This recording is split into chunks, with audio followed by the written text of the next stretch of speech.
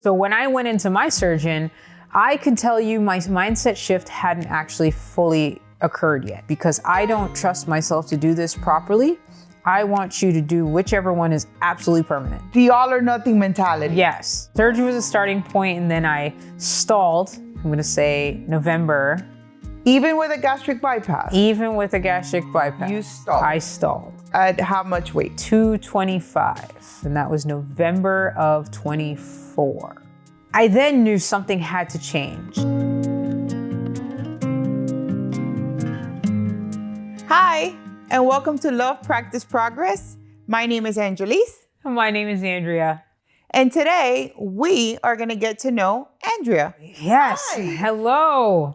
So, Love Practice Progress, this is about health and wellness and weight loss. Yes. Let's start with your early years, your childhood, and your experience with your weight early on. Just tell me about Andrea in the early years. Andrea in the early years has been overweight since I can remember. Truthfully, I've struggled with my weight most of my childhood, most of my life, through my teenage years, all the way through college, past college, 20s, 30s. And we're going to stop there. Overall, didn't take the time to really see why I was overweight, honestly. I ate the same. I'm originally from up north, so... From where? I'm from Jersey. Jersey girl. And if anyone knows Jersey and New York, the food is top notch. And I loved carbs. Pasta, pizza, all the peas, pie, all the peas. All the peas. All the peas and all the C's. So cookies, cake, candy. So everything from... Didn't you have a name for that though? The cookies and the candy and the peas, all the C's. What you had a name for that? Triple C effect. The triple Triple C effect. Cookies, cake, and candy. And it is what I thrived on. I used it as comfort. I used it as reward. I used it as punishment. Like, pick a reason, and I found a way to make the cookies, cake, candy, pizza, pie, pasta, trifecta part of why I was doing it. So let me stop you right there because I really want to dig deep on that. So you said that you use food for comfort. Yes. So tell me about that because, I mean, you've gone through your weight loss journey. So was there a shift? There was. So I can tell you, I really can only tell you my weight as an adult. What my weight was as a youngster, I really didn't pay attention to it. But did you not weigh yourself? I sure did not. Girl. I just know I didn't fit into things, and playing on teams was a fun process. Okay. When they would hand out the uniforms, and I'm like, that doesn't fit. I experienced that as well. I can relate. So, it was just those things. However, as an adult, I can tell you up to 3 years ago, let's say 3 years ago, I was almost 300 pounds. I was 298. That was my heaviest weight. And how tall are you? I am 5'3.5". We don't even make it to 5'4". We don't make it to 5'4". So, 298, carrying all that weight. I remember I went to the physician one day and I was like, hey, I'm having this, kind of discomfort, chest pain. And they're like, well, and he was honest. He's like, well, let's talk about why you're having the chest pain. You're not exactly super healthy. You're not really taking care of yourself. You're not going through the steps of taking care of yourself or even trying to lose weight. So I went through the gamut there. You try everything, right? You try the trends that came out, the fen and the phentermine and the Belvique, I think, was one at one point in time. That was a huge thing. Then you tell yourself, okay, I'm going to do it this time. I'm going to do it this time.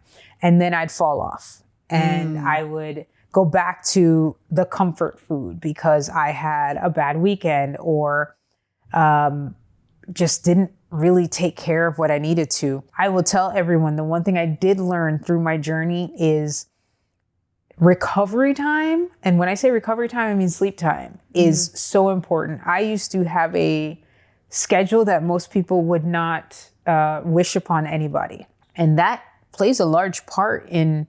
What was that like? What schedule? What was your schedule like? Oh my goodness. Let's see. Monday, I would go to work at 7. Then I'd go to my second job at 3, go home, 3 to 11. Then I'd go home at 11. That's if I left on time. I'd sleep maybe, or like maybe fall asleep at 1 a.m., 1:30, then wake up again at 5 to be at work for 7. Wow. Then there were times where I've worked 24 hours. I worked 7 a.m. one place, went to the next place at 3 till 11, then stayed at that place overnight, and then went back to the first place at 7. And it's interesting because we, and I can relate to, working very long hours, and really not prioritizing your sleep and your body's ability to recover. And then we wonder why we're having chest pain and why, our health is suffering. Yeah. Because we're trading off loving ourselves, practicing good habits. And everybody's situation is different. And, and some people, have to work. I was a single mom. So there was a time that I had small children and I had to work very hard, but understand that comes with a trade-off. It does. And if we're not diligent and intentional about our self-love and self-care, then we're going to fall into having to make time for our illness. Yeah. And that's something that I can attest to in my journey, but let's go back to you. So you went to the doctor. Had slew of tests, lab work, an echo, and then an ultrasound of my liver, I think was the next part. Initially it was like, oh, you're just doing these things as preventative and, nothing's wrong with me. I'm in my 20s. Like, I couldn't possibly have an issue. And my echo did show that there was some concerns with my heart, nothing that they were going to rush me to a cardiologist for. However, needed a cardiologist follow-up and said, hey, kind of take care of that and see what you're doing. However, my doctor was an elderly, old school doctor, which, they are, if you want honesty, guys, go to an old school soul. He literally walked in and was like, well, of course you're going to have issues if you're overweight. Like, you got to kind of figure it out. The lab work was fine, luckily, thank goodness. And then my liver, the ultrasound came back that I had a fatty liver. And it was like, what is that? And, really took me down the road of understanding how kind of years, it's not that I became overweight all of a sudden, but the years of not treating my body well, not eating well, using food for comfort, using food for punishment, using food for these reasons, on top of the mindset that I was having, kind of played out, and your body was saying, hey, I'm tired. This is what's happening. This is what I'm doing. So that's, the 20s, and kind of go through. And as I said, we, up and down, yo-yo diets. I've done the extreme diets where the calorie deficit was barely calorie. What was that? I think there was the HCG diet. Yes. So there's the HCG diet, the cayenne pepper diet, the 500 calorie diet. Cayenne pepper diet. What is that? Wow. So the cayenne pepper diet, if I remember the ingredients correctly, so don't quote me. And just a disclaimer, we are not recommending the cayenne pepper diet. For no reason. We are sharing her experience, but for no reason. You took, I think, a gallon or half gallon of water, and you put like 2 or 3 tablespoons of cayenne pepper plus 1 or 2 tablespoons of apple cider vinegar. And you literally, that is all you drank all day. No food?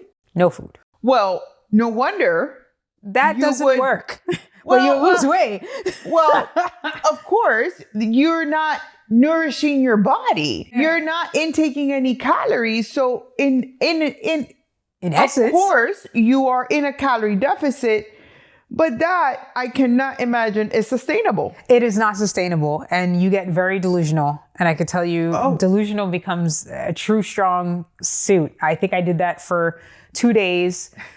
You lasted a long time. I lasted a long time, two whopping days.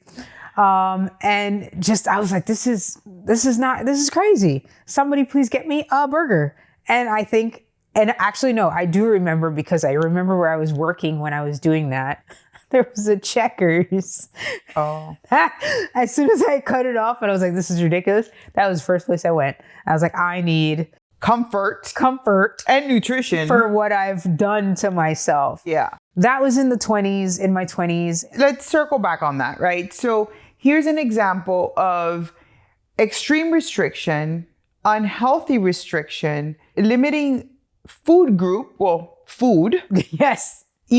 People see the results because, of course, you're going to drop weight. You lose the water weight first, and you see these dramatic results, and people think that is success, but it's not, because it's not sustainable. It's not healthy. It doesn't provide your body nourishment. It doesn't provide your body with the ingredients that it needs to burn fat. Eventually, what happens is that you lose muscle. If you can, first of all, probably won't maintain it for that long. No. And I do know that fasting, there's people that fast, and fasting has its health benefits, but it's with a very different intention. Correct. Than drinking water with cayenne pepper and apple cider vinegar. Listen, when you're young, you do some unique stuff. However, as much as I tried all those things, the one thing I can say was the biggest challenge of it all was really understanding why I was doing it, if that makes sense. So in my 20s, while I was doing those things and going through the steps of losing weight and kind of, I don't want to say hating myself, but really like going through why I was doing what I was doing. What do you mean? What were you doing? I just didn't like my body. I didn't like my body. I didn't like the way I looked. I didn't like how I felt. That thought pattern didn't serve me, because a lot of times the things I would kind of think of, I wouldn't tell my best friend. I wouldn't say, hey, make sure you don't eat anything today because, you need to look better in your shirt. That's not something you would say to anybody for any reason. So why say it to myself? But that's where I was in my 20s. Took the time to really understand myself, go through it. So then I now go to my 30s, still overweight. And I don't want to say still, but working through. Still overweight. Still. Still overweight. And going through the processes again, right? Like going through the extreme diets. Then I'd say, oh, let me go to the gym. And I can tell you, I've had gym memberships at a numerous amount of gyms. Donating? I've donated so much money to gyms. And I have donated so much money to multiple trainers over the years. You guys are welcome. And it was just like, I'm going to do this. And then I'd fall off for the weekend and, go out or feel sad or lack of sleep and just grab the first thing I can grab or stop at the first fast food place. And let me tell you, there's science and research that lack of sleep actually increases your cravings. Your body was essentially working against you. Why? Because you weren't giving it what it needed. You weren't taking care of it, right? That is so true. It became like this cycle, this constant cycle, until eventually I realized that I can't keep kind of doing this cycle, right? The cycle wasn't proving beneficial. And that cycle's tough because it's a cycle of letting yourself down. It is. Right? And then it's a vicious cycle because we start in a way that is extreme and dramatic because, we love the drama. We start in this cycle that is extreme and dramatic, then fall off because it's not sustainable. Correct. And then feel bad about the fact that we fell off and it was a non-sustainable system to begin with. Yeah. Once you fall off, instead of resetting, I feel it takes twice as long sometimes. It's like you keep starting over. And every time it's a new cycle and a new letdown. You start with motivation. That definitely fizzles. It does. Then life happens. And then if we're not changing our coping habits, In our mindset, we're going to revert. Our body wants to keep us safe. So it's going to revert back to our comfort. And when we use food as comfort while we're in a weight loss journey, we need to find a system to replace exactly what we used to use food for comfort. Yes. Right? So just bringing, I thought it was interesting what you shared, and thank you for sharing. So then the cycle. The cycle had to be broken. Kind of going back to what we say, lives, right? Like a lot of the self-loathing, self-soothing with food. Okay. Self-soothing with food came with, stress. There was stress that was happening, and we all have stress and we go through stress. And as you say, it's better to replace it with a healthier habit, but it does take practice. Have a plan. Yes. That when life happens, we have a plan as how we're going to cope and determine what that's going to be before the stress comes, before the situation comes, before the hard day comes. Yes. Right? So that is part of developing a system. And it's not about healthy or unhealthy, because that's how we label things. That is how we label things. And that's serve us. Push me through. Mm-hmm. Does it align? Does it serve us to the person I'm becoming? And that's why it's so important to not focus on the outcome, but on the person that you're becoming and the habits that you're building and the characteristics and traits that you're working towards, which is the person that already has the results that you're looking for.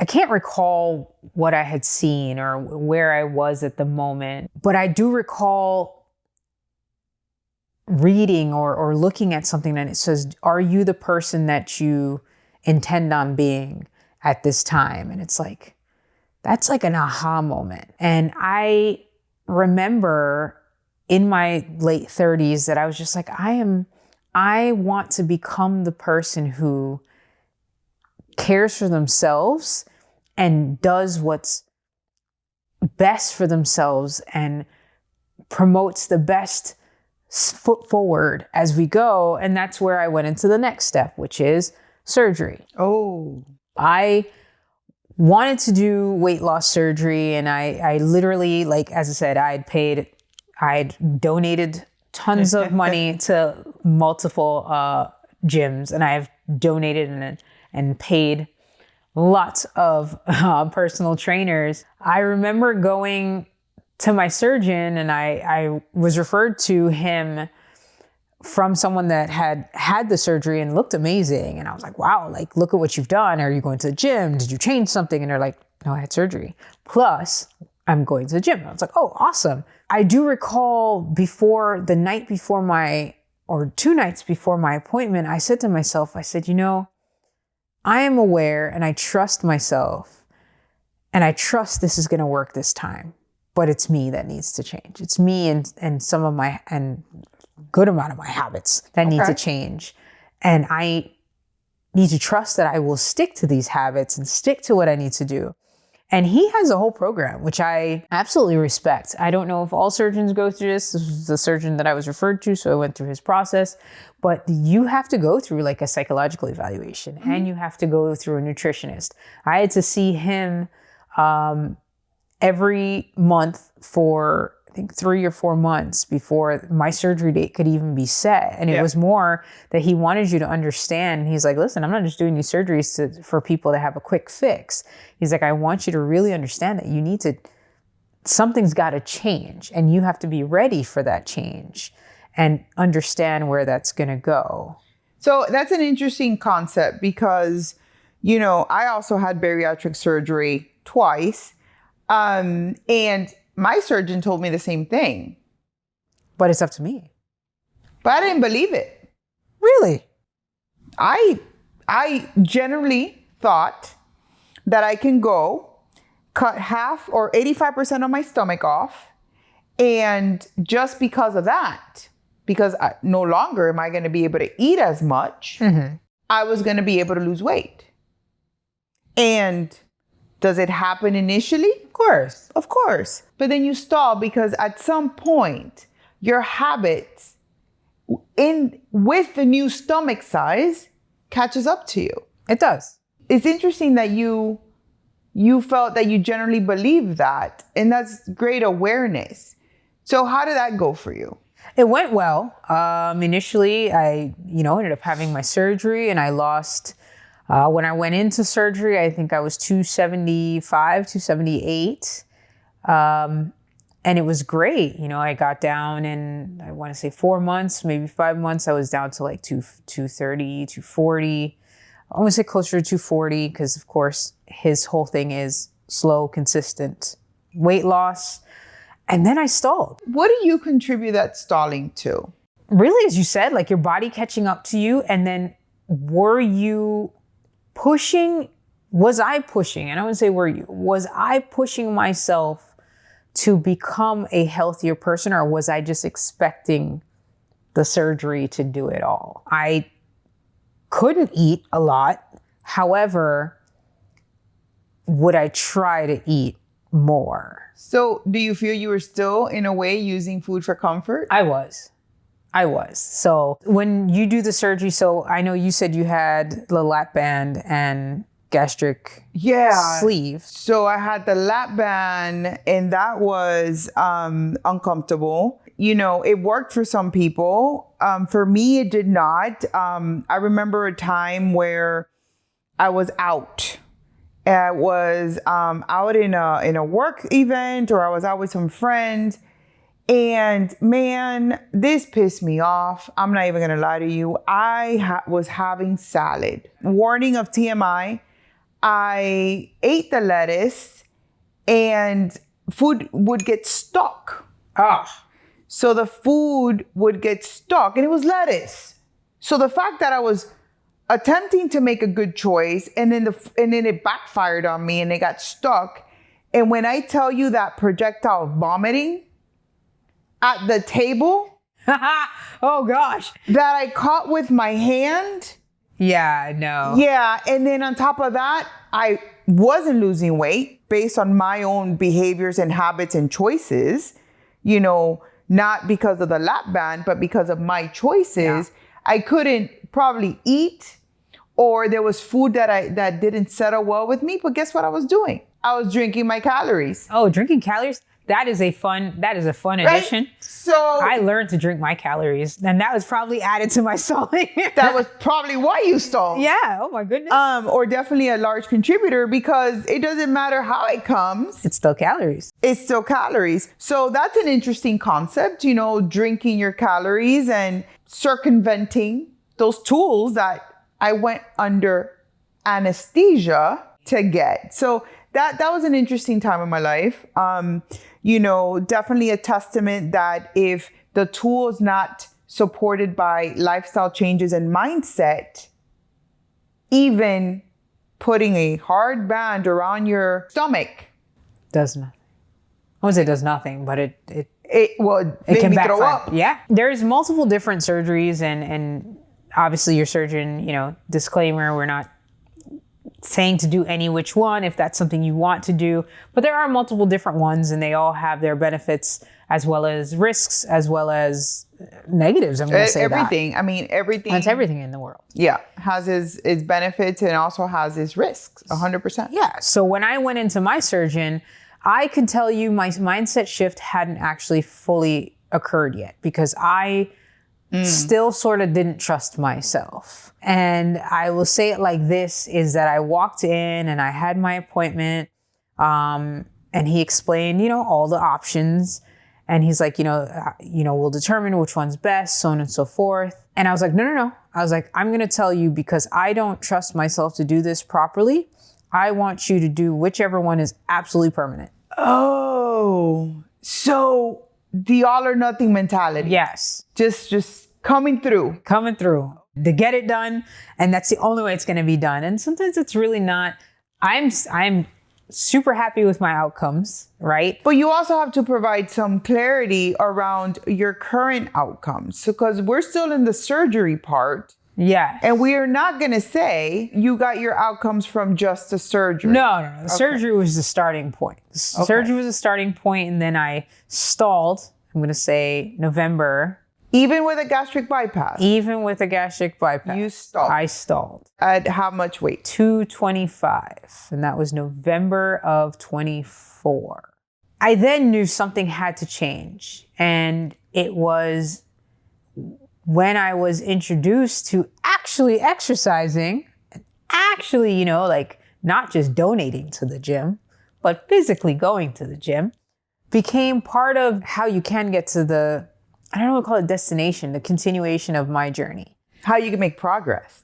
And how you progress. I chose to be a better person. I chose to be a healthier person. So it started with the gym. That was something that you started incorporating. Correct. Right? The most important part is movement, not necessarily the gym. You find the best movement is the one that you do consistently. Correct. Some people is the gym. Other people is walking. Zumba.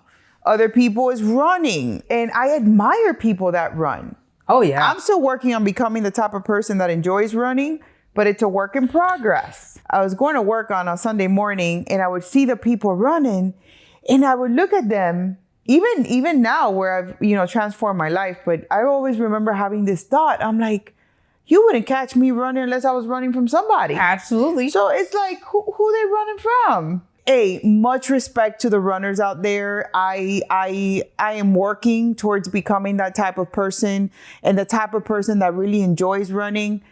So much power to you. I am grateful for enjoying weight training. That is what I do currently. And I become the type of person that enjoys weight training because that is not who I was. I have become that person as well. Boy, when I tell you your body looks good with the weight training, guys. Your body looks good with movement, guys. Because we don't want to pigeonhole movement into one movement that works. The best movement is the one you do consistently. That is true. So, and that can look very different for a lot of people. And we don't want to say, hey, you must weight train or you must run or you must do this. No, not must anything. Find what works for you. Find what makes you happy. What makes you happy. That's very important. But move your body. And listen, movement can look very different for everyone. I can tell you when I first started my movement, even prior to my surgery, my movement was when I would go with my mom and we'd walk around the mall. We would choose the mall. Obviously in Jersey, we have some large malls and literally go from one end to the next and then go around again. And that was movement.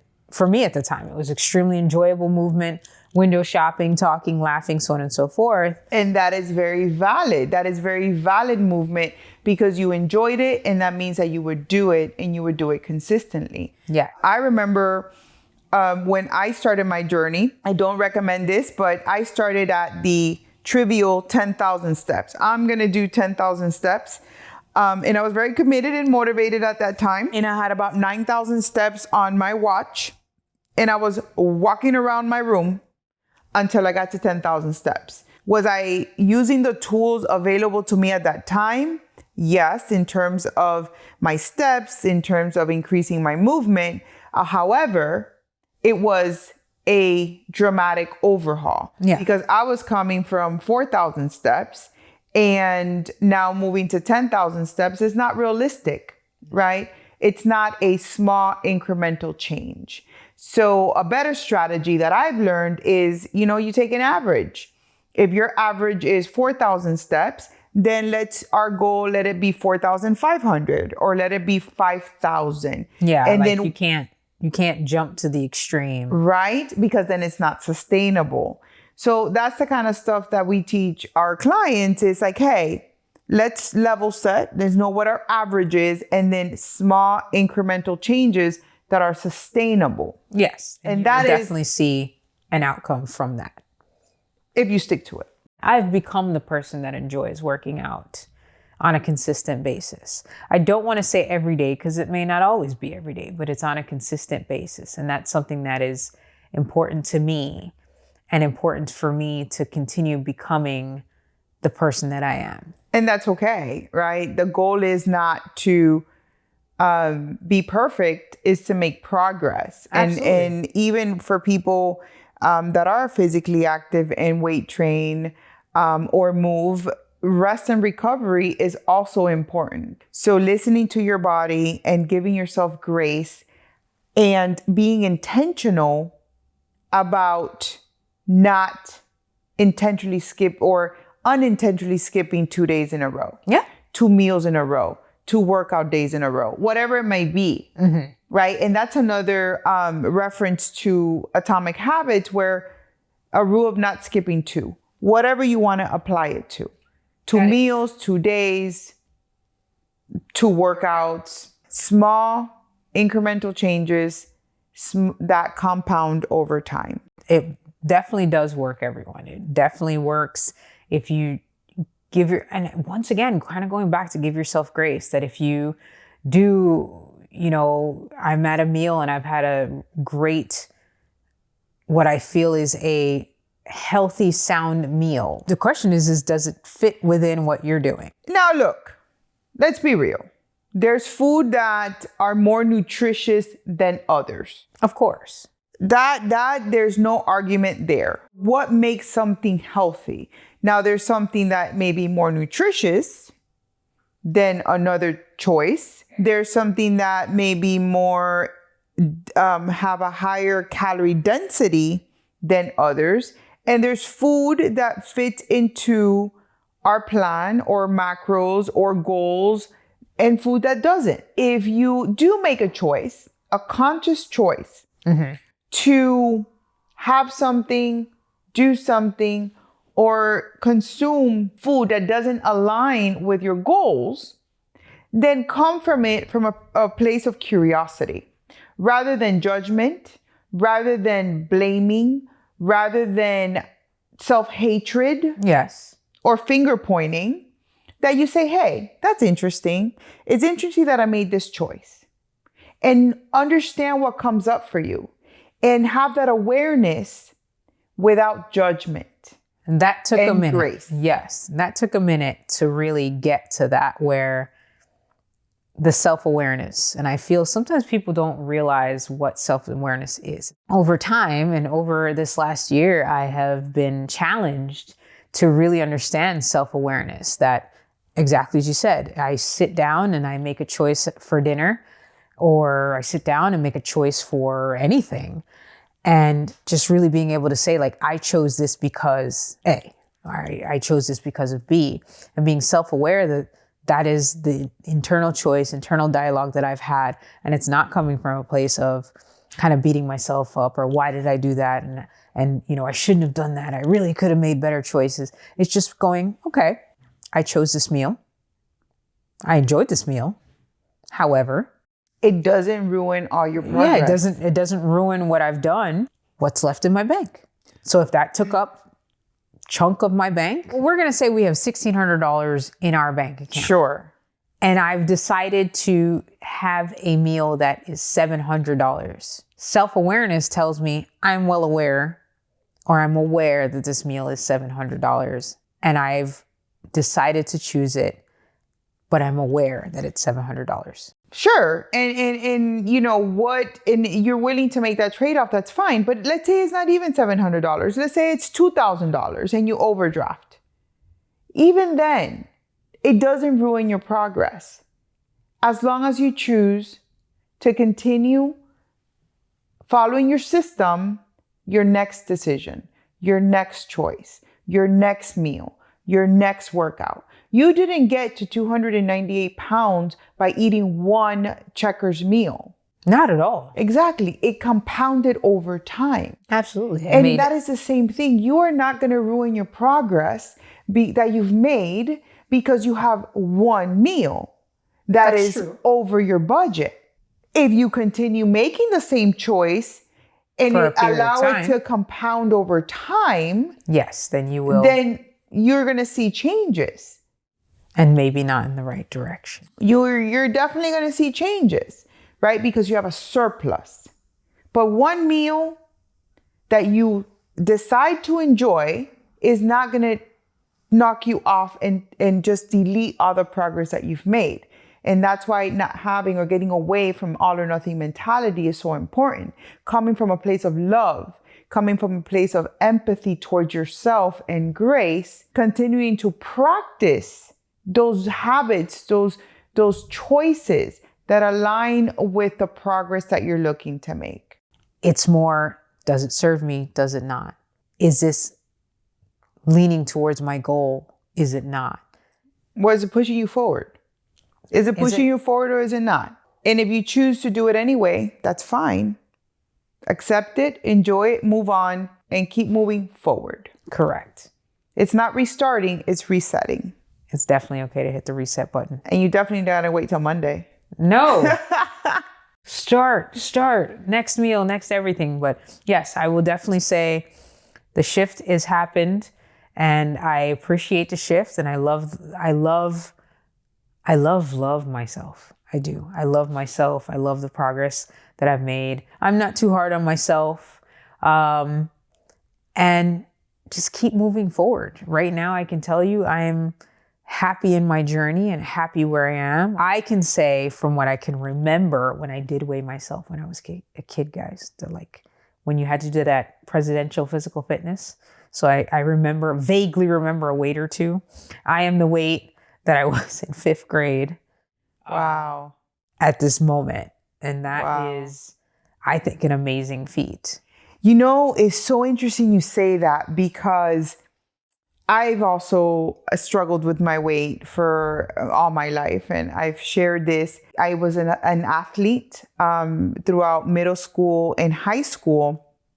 And I also remember at some point weighing myself.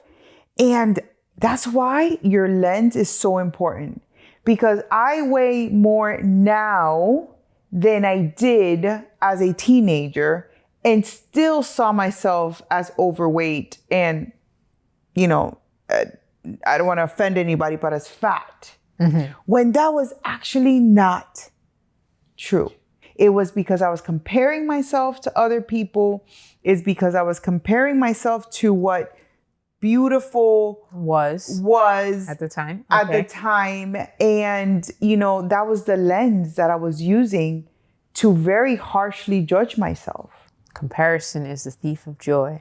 Yeah. So, having that awareness now, looking back, I understand why I had the thoughts and beliefs that I did. And I invite you to really take an active look and assessment in the lens that you currently see yourself and that you see life, because that is driven and colored by your beliefs. That is very true. Transformation can be painful as you break apart those beliefs that you held on to for so long. Absolutely. But it is beautiful when you base it, or it comes from a place of love for yourself, love for others, when it comes with grace, when it comes with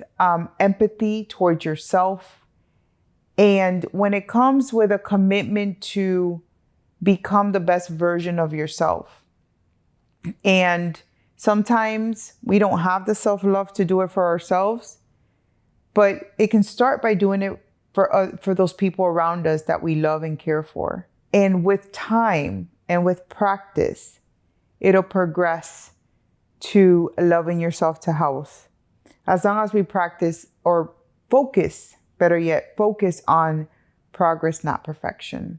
Thank you for joining us today, and love, practice, progress. And always remember, love yourself to health. Progress, not perfection. I'll see you next time.